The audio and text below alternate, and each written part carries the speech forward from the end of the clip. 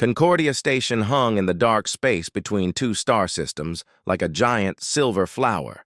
Its 5 arms stretched out in perfect symmetry, each one designed to accommodate different types of ships and different species.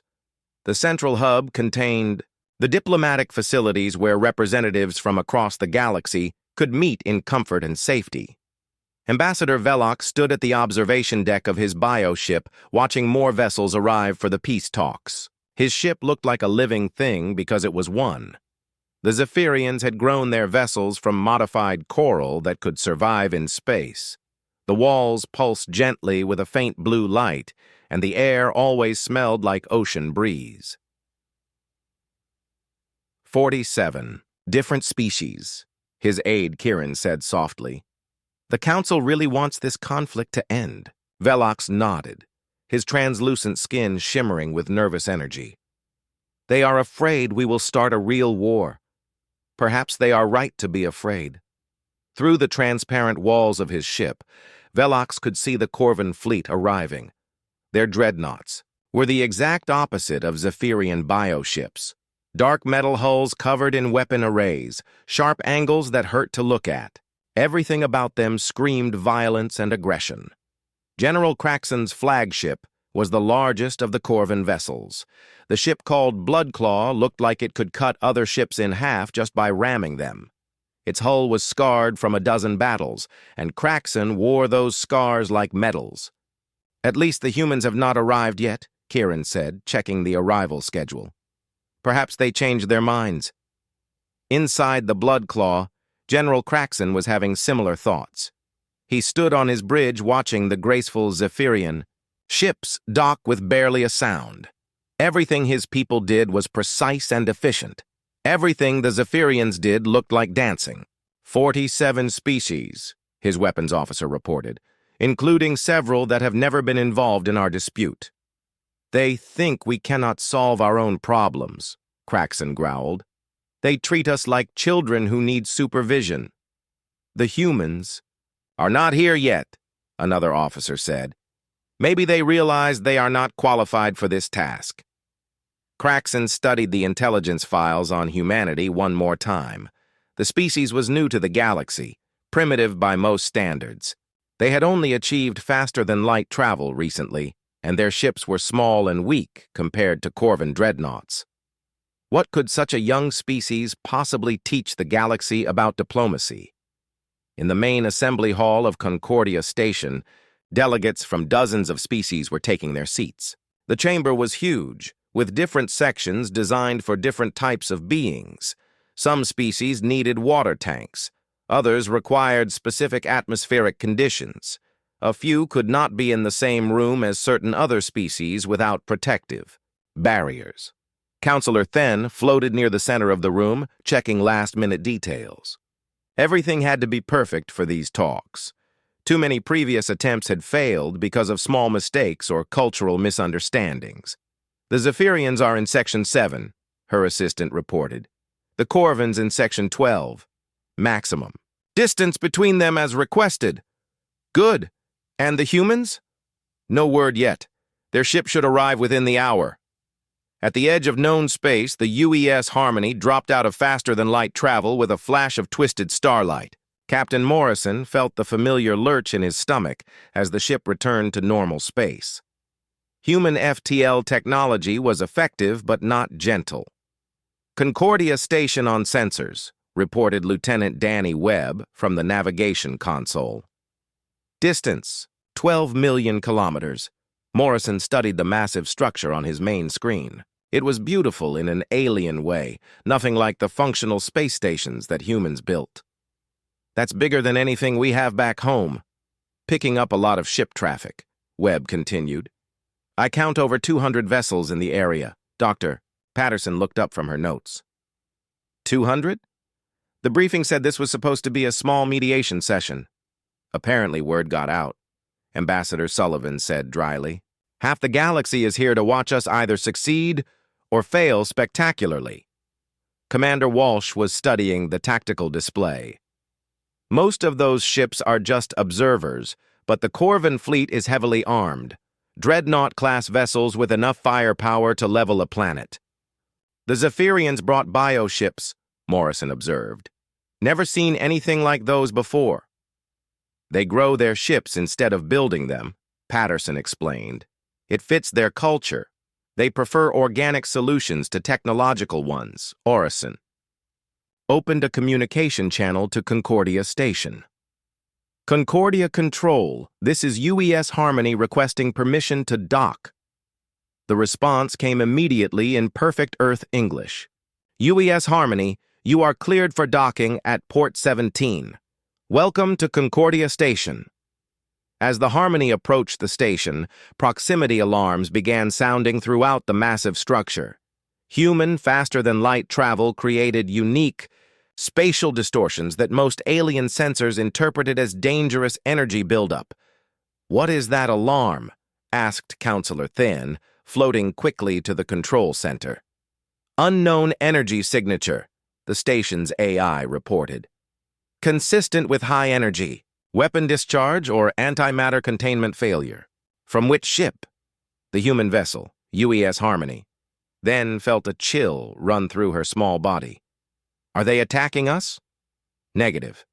The energy signature is dissipating. It appears to be a normal byproduct of their propulsion system." In the assembly hall, delegates turned to each other with worried expressions. Several species translators had picked up the emergency broadcasts from the control center. The humans had arrived, and their very presence was setting off every alarm on the station. Captain Morrison was unaware of the panic his ship had caused. He guided the Harmony toward the docking port with typical human precision. To his mind, he was being careful and professional. To alien observers watching on their screens, his approach looked aggressive and dangerous.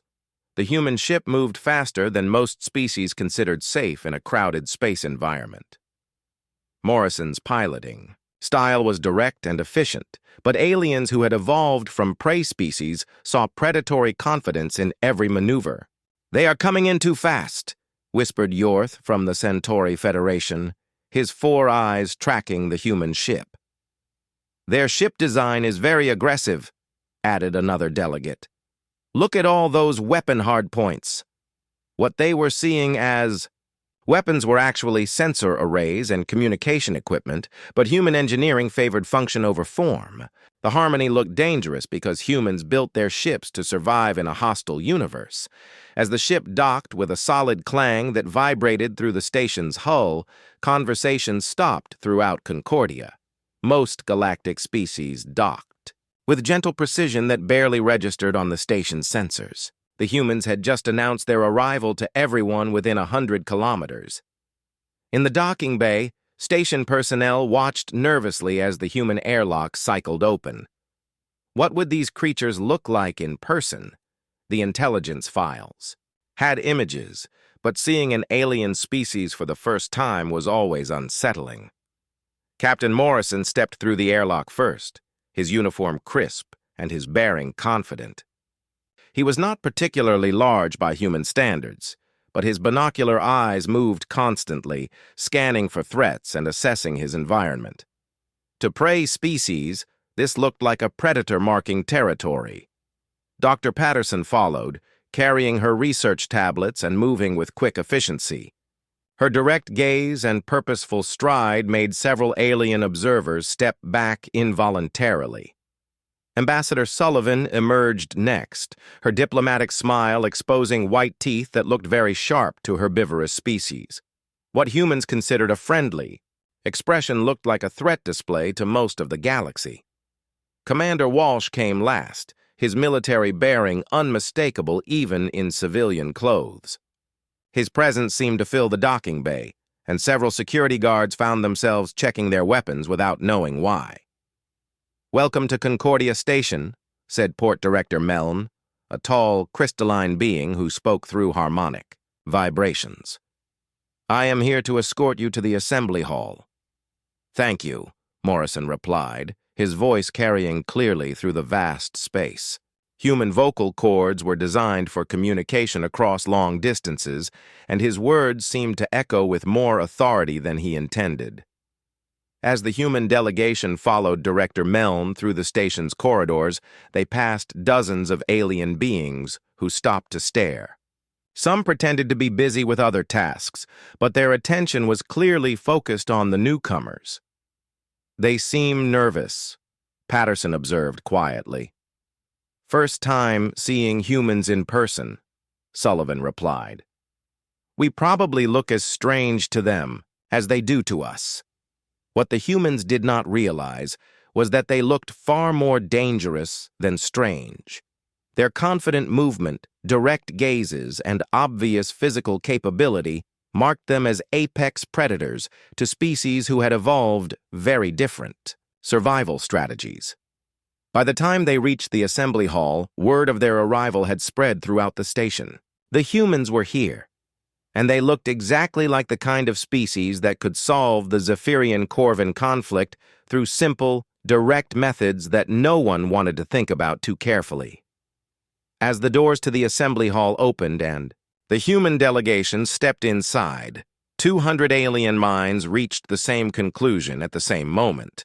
Earth had not sent diplomats to mediate a trade dispute. They had sent hunters to evaluate. The lights in the Galactic Council chamber flickered red for the third time this week. Ambassador Velox of the Zephyrian Commonwealth tapped his long fingers on the crystalline table, creating a soft melody that usually calmed his nerves.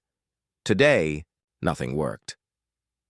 Across the vast circular room, General Craxon of the Corvan Empire sat perfectly still, his scaled face showing no emotion.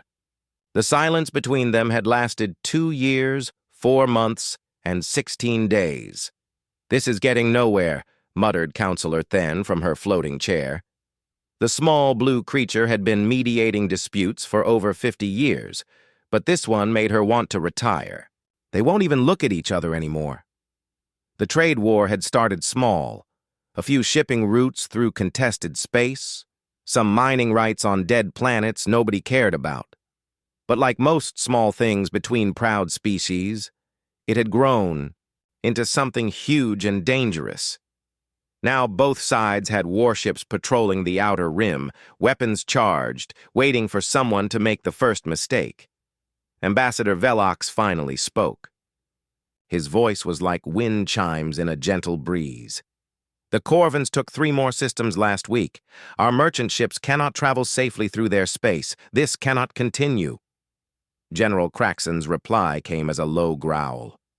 "Your ships were spying on our mining operations. We defended our territory as any civilized species would." "Civilized," Velox repeated, his musical voice turning cold. "Yes, shooting unarmed traitors is very civilized." Craxon stood up, his armor clanking. "Those were not traitors. They carried military-grade sensors." "Everything is military-grade to you people." Counselor Then floated between them before things got worse. "Enough. We have been over this 1,000 times. Neither of you will give ground. Neither of you will compromise. At this rate, we will have a real war in the Outer Rim." The thought made everyone in the chamber uncomfortable. The last galactic war had ended 300 years ago, and most species preferred to keep it that way. But the Zephyrians and Corvans seemed determined to test everyone's patience. "There must be someone who can help," said Ambassador Yorth from the Centauri Federation. His 4 eyes blinked in sequence, showing his stress. "Some species we have not tried yet." Counselor Then accessed her data files with a thought. Names and faces of 100 different species scrolled through her mind. The wise ethereals who only spoke in riddles. The ancient Krillons who took 50 years to make any decision. The warrior Thanics who solved every problem with violence. Then she found something interesting. A new entry in the database, added just 18 months ago. A small blue and green planet called Earth. The species called themselves humans. "What about these humans?" she asked, projecting their file into the center of the room. The image showed a strange bipedal creature with pale skin and dark hair. According to the file, they had just discovered faster-than-light travel and made contact with the galaxy. Their planet was small and far from the major trade routes. Most counselors had barely heard of them. General Craxon snorted. Primitives. They still use chemical rockets for most of their space travel. What could they possibly know about interstellar diplomacy? Sometimes a fresh perspective helps, Counselor Then said carefully. They have no connection to either of your species. No old grudges or alliance treaties to worry about. Ambassador Velox studied the human image with interest. The creature looked harmless enough, small, soft, with no visible weapons or armor. Their file says they have been in several conflicts on their home planet. Perhaps they understand the cost of war. Or perhaps they are too stupid to understand real galactic politics, Craxon replied. Counselor Then made her decision. I am sending them an invitation. At worst, they waste a few days of our time. At best, they find something we have missed. 3 days later, the message reached Earth through the quantum communication network. It arrived at the headquarters of Earth's new diplomatic corps, a small building in Geneva that had been built in a hurry when humanity joined the galactic community. Director Helen Barnes read the message twice before calling her best people. The invitation was formal and polite, but she could read between the lines. The galaxy was asking Earth to solve a problem that their most experienced diplomats could not handle. They want us to mediate a trade war, she explained to her senior staff. 2 species called the Zephyrians and the Corvins. Been fighting for over 2 years. Captain Jake Morrison leaned back in his chair. He was young for a starship captain, but he had proven himself during the first contact missions.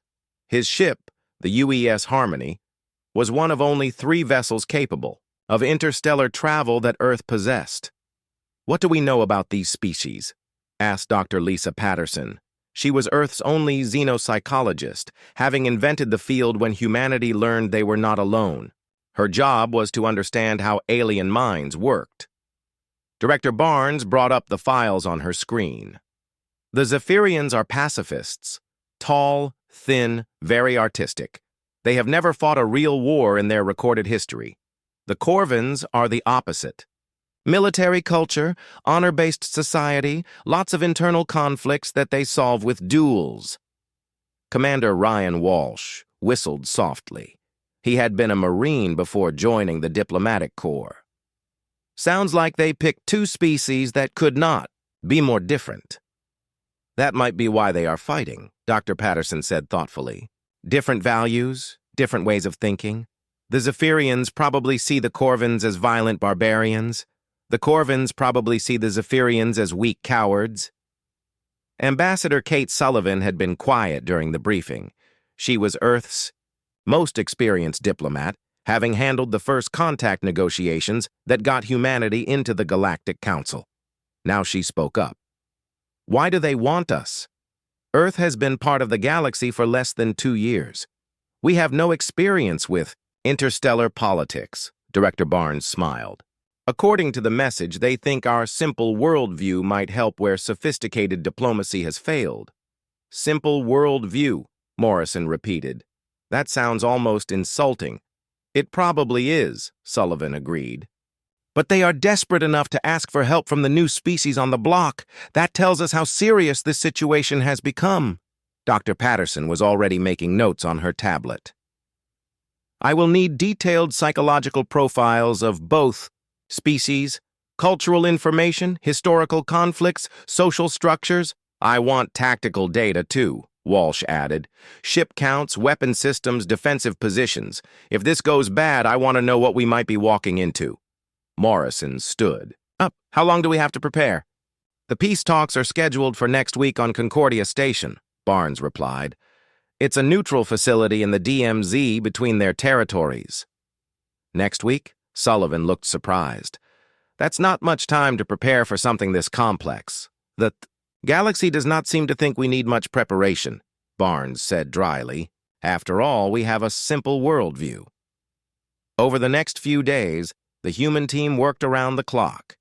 They studied everything they could find about Zephyrian and Corvin culture. They read reports from previous mediation attempts. They analyzed the economic data behind the trade disputes. The more they learned, the more concerned they became. This was not just a simple disagreement about shipping routes. Both species had invested their pride and honor in the conflict. Neither side could back down without losing face among their own people. "This is going to be harder than they think," Patterson told Morrison as they prepared to leave Earth. "Both sides have painted themselves into corners. Any compromise will look like surrender to their home populations." Morrison nodded as he watched the UES Harmony being loaded with supplies. "Well, we can only do our best. Maybe being outsiders will help. We don't have any reason to favor one side over the other." Ambassador Sullivan joined them at the observation window. "I just hope we don't make things worse. The last thing the Galaxy needs is for Earth's first major diplomatic mission to start a war." None of them realized that their biggest challenge would not be the complex politics of the dispute. Their biggest challenge would be convincing the galaxy that humans were not terrifying predators planning to conquer everyone in sight. The UES Harmony launched the next morning, carrying 4 humans toward a destiny none of them could imagine. The morning shift on Nexus Station began like any other. Admiral Kale reviewed reports from across Coalition space while drinking his morning tea. Trade was flowing smoothly, no conflicts to resolve, no emergencies to handle. Then every alarm on the station began screaming at once. "Admiral to the command center immediately," came the urgent voice over the communication system. Kale dropped his tea and ran through the corridors, his heart pounding. When he reached the command center, chaos greeted him. Officers were shouting reports while staring at displays that showed impossible readings. "What's happening?" Kyle demanded. "Sir, we have a contact," said Lieutenant Commander Vex, a young Vorthak officer with shaking hands. "It just appeared out of nowhere, directly above the station." "Appeared? Ships don't just appear. Did it come out of hyperspace?" "No, sir. Our sensors show no hyperspace distortion, no energy buildup. It's just there, like it materialized from nothing." Kyle looked at the main display screen. A ship hung in space above them, unlike anything he had ever seen. It was sleek and dark, with curves that seemed to bend light around them. The design made no sense according to known physics. "How big is it?" "Approximately 800 meters long. But, sir, that's not the strangest part. Watch this." Vex activated the station's defensive shields, the same energy barriers that had protected them during the war. The unknown ship moved forward, and the shields had no effect. The vessel passed through the energy barrier like it was not even there. "That's impossible," Kyle whispered. "No known technology can penetrate our shield matrix." Dr. Lyra burst into the command center, still wearing her laboratory clothes. "Kale, I'm detecting energy signatures that violate everything we know about physics. This ship is using principles that shouldn't exist. Have they responded to our hails?" "No, sir. They're just sitting there, watching us." For 10 tense minutes, the alien ship remained motionless above Nexus Station. Every weapon system on the station was armed and ready, but Kyle hesitated to fire first. If this was a peaceful contact, attacking could start another war. Then the ship began transmitting. The voice that came through the speakers was clear and strong, speaking perfect Coalition standard language. "This is Captain Lisa Hayes of the human vessel Terra's Vengeance. Admiral Kale, Dr. Lyra, Commander Zex, you will listen carefully." The command center fell silent. How did this being know their names? "We are humanity. We have been watching you for 57 years. We have observed your wars, your peace treaties, your daily lives. We know your military capabilities, your trade routes, your weaknesses." "Impossible," Kyle said quietly. "No species has had contact with us without our knowledge." Captain Hayes continued as if she had heard him. "You believe your war is over. You believe you have achieved peace. You are wrong. The real war begins now." Dr. Lyra stepped forward. "This is Dr. Lyra of the Galactic Coalition. We wish to establish peaceful diplomatic relations. Why do you speak of war? Because, Dr. Lyra, your definition of peace is our definition of weakness. Your coalition has grown soft in these 5 years. You have forgotten how to fight. We have not. On the screen, the human ship began to change. Parts of its hull shifted and moved, revealing weapon systems that had been hidden. Energy readings spiked beyond anything the coalition had ever recorded. You have 72 hours to consider our terms, Captain Hayes said. All coalition military forces will stand down. All government authority will be transferred to human. Oversight. Your species will accept integration into our hierarchy. And if we refuse?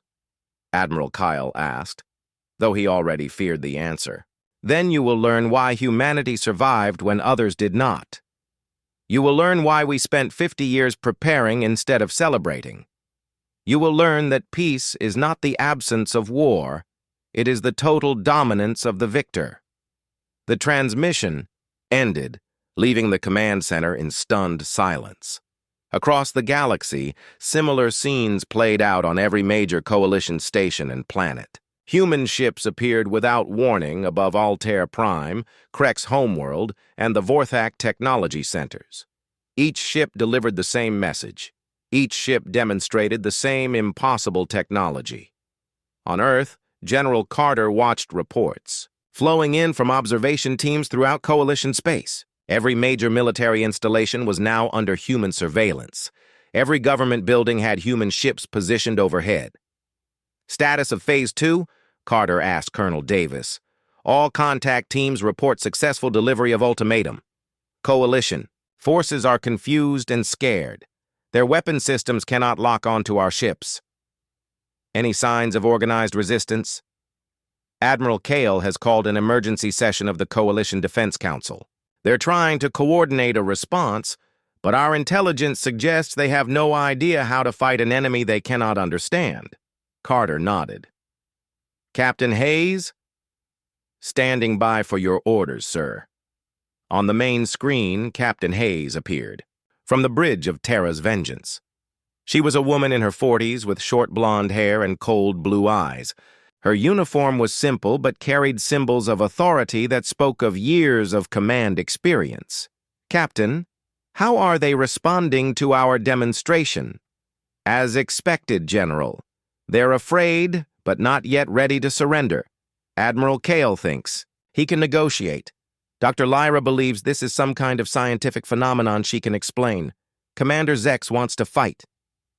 Then we move to Phase 3 ahead of schedule. Show them what human technology can really do. Back on Nexus Station, Admiral Kale paced in his office while Dr. Lyra ran analysis after analysis on her computer systems. Commander Zex stood guard at the door, his hand resting on his weapon. Nothing makes sense, Lyra said in frustration. Their ship's energy output suggests power sources we can't identify. Their materials seem to absorb and redirect our sensor beams. It's like they're using technology from 1,000 years in the future. Or they're using technology we never imagined was possible, Kale replied. How long have they been watching us? If they're telling the truth, since before the Zephyrian War ended. Maybe even during the war itself. A new alarm began sounding. Kale and his officers rushed back to the command center to find something that made their earlier shock seem small. The human ship was gone. In its place, 3 more ships had appeared. These were larger, more heavily armed, and positioned in a perfect triangle around the station. Sir, Lieutenant Commander Vex reported with terror in his voice. Long-range sensors are detecting human ships at every major coalition facility. Not just 1 or 2 ships, entire fleets. Dr. Lyra checked her instruments. Energy readings suggest at least 50 ships within our immediate sensor range. But that's impossible. Our deep space monitoring stations would have detected a fleet, that large approaching. Unless they were already here, Admiral Kale said quietly. Unless they've been positioned around us for years, hidden by technology we can't detect. The truth was beginning to sink in. Humanity had not just made contact. They had surrounded the entire coalition without anyone noticing. They had been watching, learning, and preparing, while the coalition celebrated peace. "Incoming transmission," Vex announced. Captain Hayes appeared on the screen again, but now she was not alone. Behind her stood other humans, all wearing the same confident expressions of people who held all the advantages. "Admiral Kyle, you now have 60 hours remaining. Use this time to contact your government. Explain to them that resistance is not just futile, it is impossible. We know where every one of your ships is located. We know your defense plans. We know your leaders' names and their daily schedules." "How?" Kyle asked. "How is any of this possible?" "Because, Admiral, while your people learn to make peace, my people learn to make war. And we are very, very good at it." The transmission ended, leaving the coalition leaders to face a terrible truth. The war they thought was over had never really ended. It had just been waiting for humanity to decide when it would begin. The Coalition Defense Council met in emergency session with less than 12 hours remaining before humanity's deadline. Admiral Kale looked around the table at faces that showed defeat before any battle had begun. "Status report," he said, though he already knew it would be bad news. General Thax spoke first, his voice heavy with anger and frustration. 60% of my fleet cannot move. Every time we try to engage our engines, systems fail. My engineers found computer viruses in programs that were installed years ago. The same problems everywhere," Minister Zara added. "Our trade ships are stranded. Food deliveries have stopped. Some colonies are reporting they have only days of supplies left." Director Knox looked pale and shaken. "It's worse than system failures.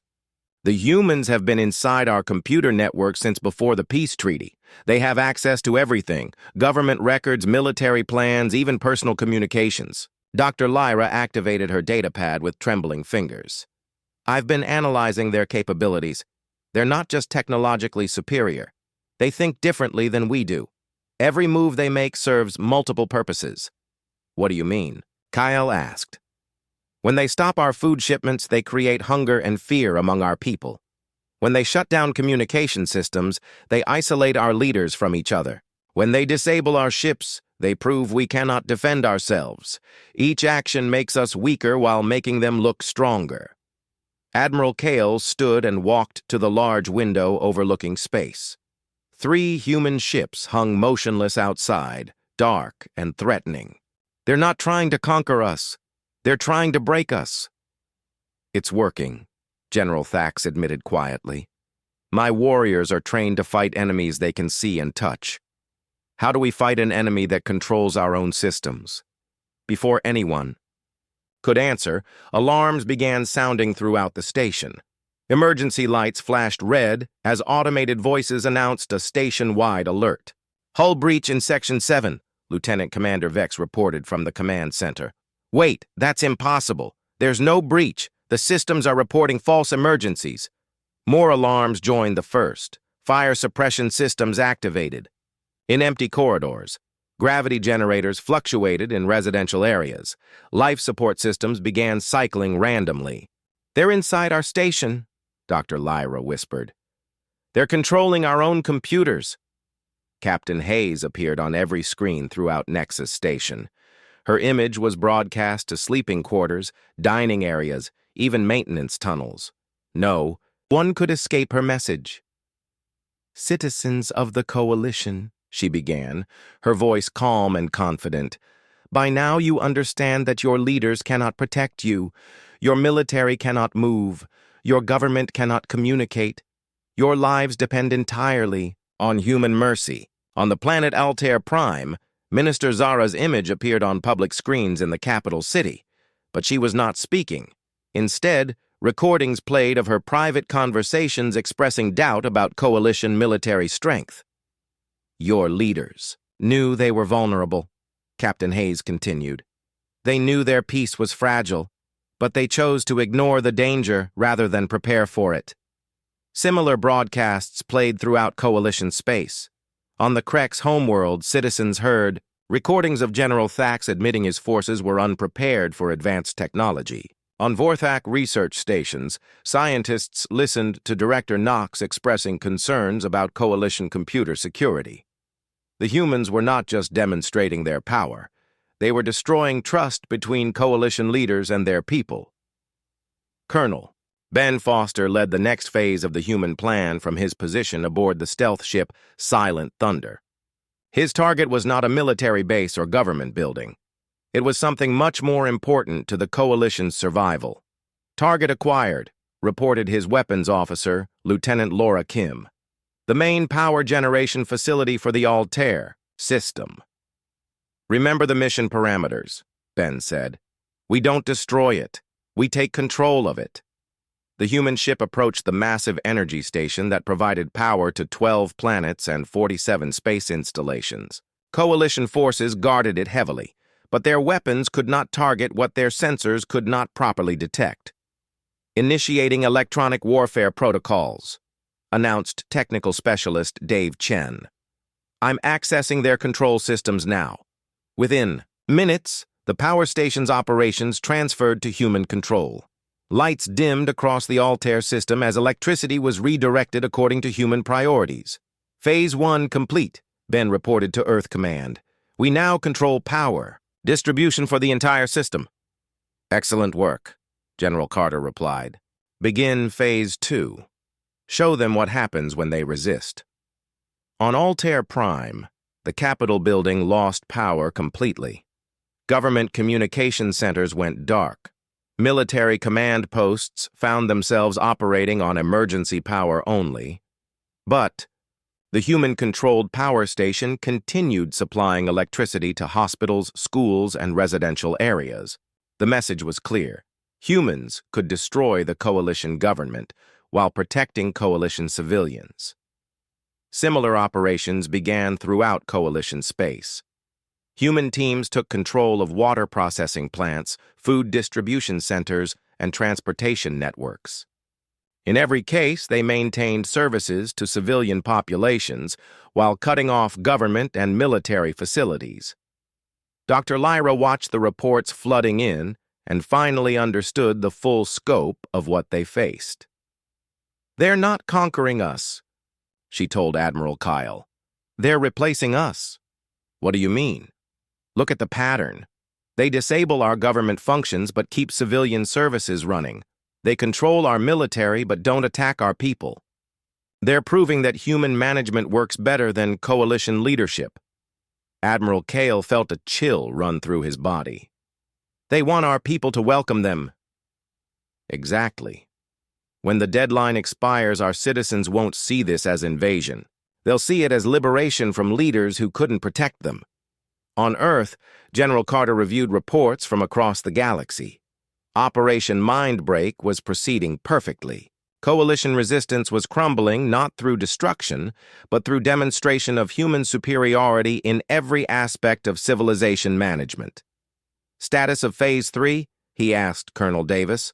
All infiltration teams report successful integration with local populations.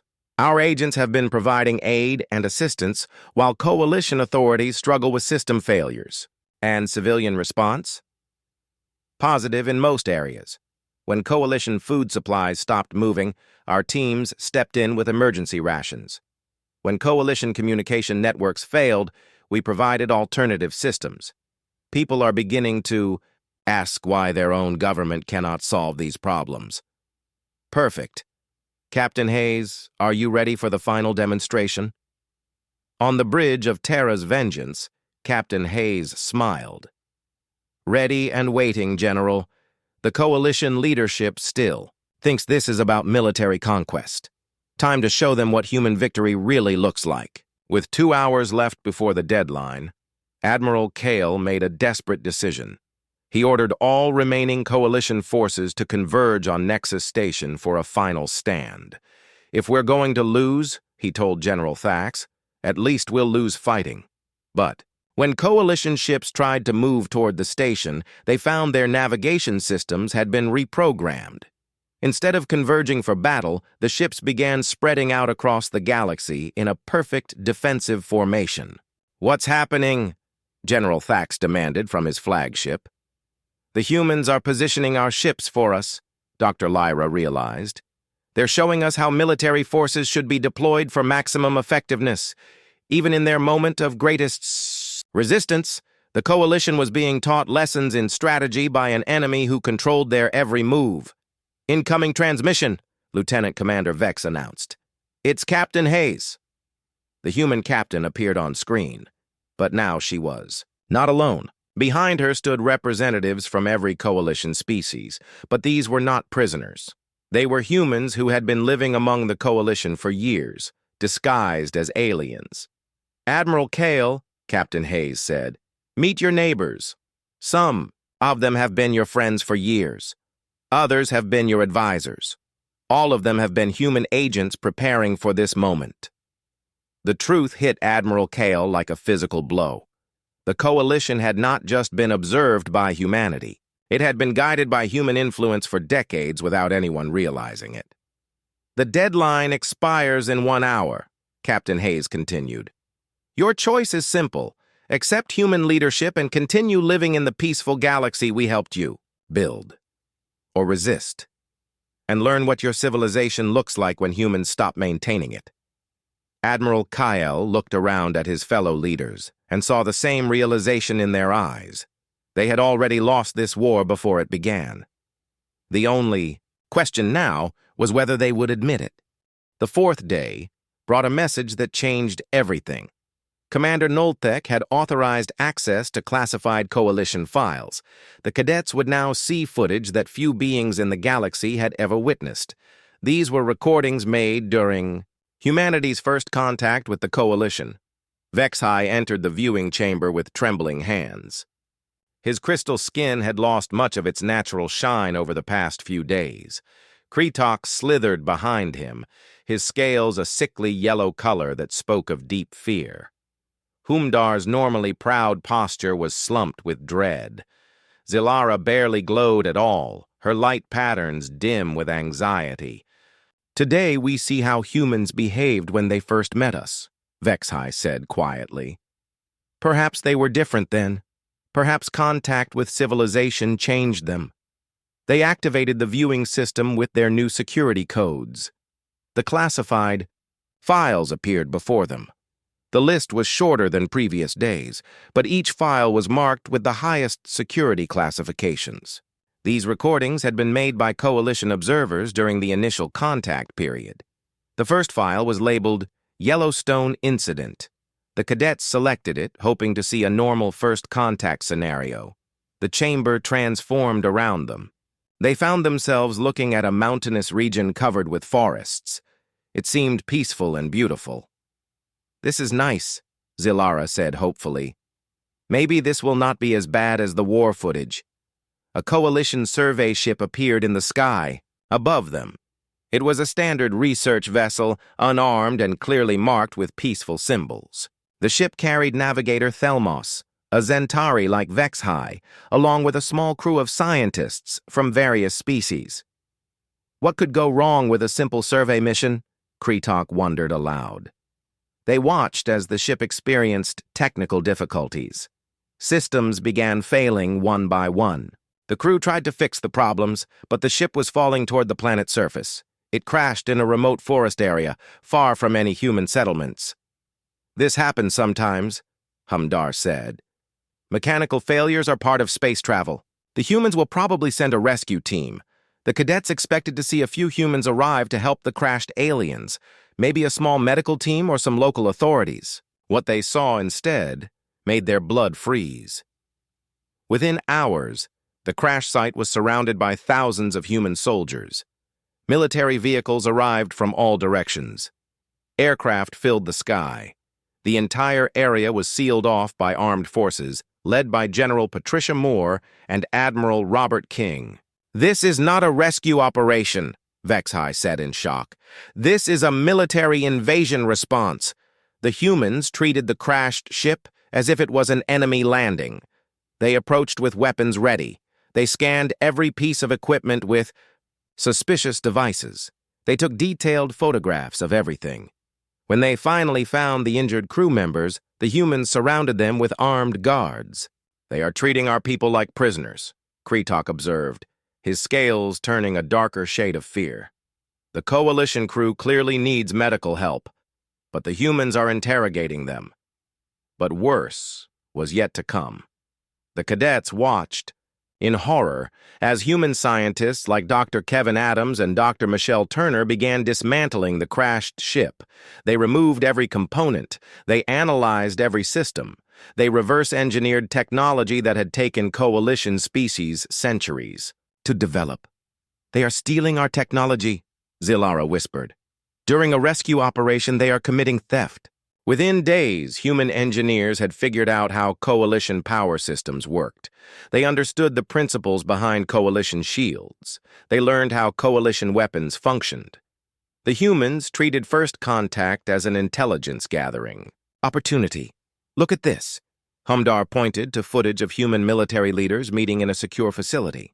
"They are not discussing how to help the survivors. They are planning how to fight us." The meeting showed General Chris Baker and Colonel Janet Lewis developing strategies for potential conflict with each Coalition species. They had identified weaknesses in Zentari crystal armor within hours of examining the crashed ship. They found ways to counter Slaxy heat sensing. They developed tactics to overcome Ursoni's strength. They even created methods to defeat Volani flight advantages. "They studied us like enemies from the very beginning," Vexhai said in a voice filled with betrayal. "While we were preparing diplomatic missions, they were preparing for war." The second classified file was even worse. It showed the Mars training incident that had occurred just months ago. Human soldiers had been invited to participate in a joint Coalition training exercise. The purpose was to help them learn Coalition military procedures and build trust between species. The exercise was designed as a simulation. All weapons were set to training modes that could not cause real harm. The scenario involved rescuing hostages from hostile forces. Human soldiers, including Captain Joe Miller and Lieutenant Sarah White, were told multiple times that it was only practice. Everything went wrong when a communication error occurred. Some Coalition soldiers playing the role of enemies got separated from their units. When human soldiers, including Private Lisa Adams and Corporal Ryan Clark, saw what they thought were Coalition forces in danger, their behavior changed instantly. "Watch their faces," Kretok said with growing alarm. "They stopped treating this like a game." The humans switched from training mode to combat mode in seconds. They forgot that weapons were set to non-lethal settings. They moved with deadly precision toward what they believed were real threats to their Coalition allies. Private Lisa Adams began using techniques that would have killed real enemies. Corporal Ryan Clark positioned himself to eliminate hostiles with maximum efficiency. Both soldiers acted as if Coalition lives were in immediate danger. "They cannot tell the difference between simulation and reality when they think we are threatened," Humdar observed. "Their protective instincts override everything else." Coalition exercise monitors had to end the training immediately. The humans had become so focused on protecting their alien allies that they posed a real danger to everyone involved. They could not be convinced that the exercise was just practice when they believed Coalition forces were at risk. "This is not normal," Zilara said. Her light patterns were flashing in distress. "No rational species behaves this way. They value our lives more than their own safety." The final classified file was the most disturbing of all. It contained psychological profiles of human soldiers created by Coalition mental health experts. The report was written by Dr. Felnax, a Zentari psychologist who specialized in cross-species behavior analysis. The report revealed things about human psychology that shocked the cadets. Humans formed emotional bonds with their allies that were stronger than family relationships in most species. They literally could not distinguish between threats to themselves and threats to those they considered part of their group. According to this analysis, Vexhai read from the report, humans experience physical pain when their allies are threatened. Their brains process threats to friends the same way they process threats to themselves. The psychological profile explained why humans behave so irrationally in combat. They were not just fighting for strategic objectives or survival, they were fighting for emotional connections that meant more to them than their own lives. They adopt allies into their family groups, Kretok read further. Once they accept another being as part of their tribe, they will sacrifice everything to protect that being. The report included brain scans of human soldiers taken during the Mars training incident. When the humans believed coalition forces were in danger, their neural activity showed patterns identical to parents protecting their children. They literally cannot abandon us, Humdar said in amazement. Their biology will not allow them to leave allies behind. But the most shocking revelation came in the final section of the psychological profile. Human soldiers who had served alongside coalition forces showed permanent changes in their brain chemistry. They had bonded with alien species so completely that they could no longer function normally without protecting those species. They become addicted to protecting us, Zilara read with wonder. Human soldiers who work with coalition forces develop a biological need to keep us safe.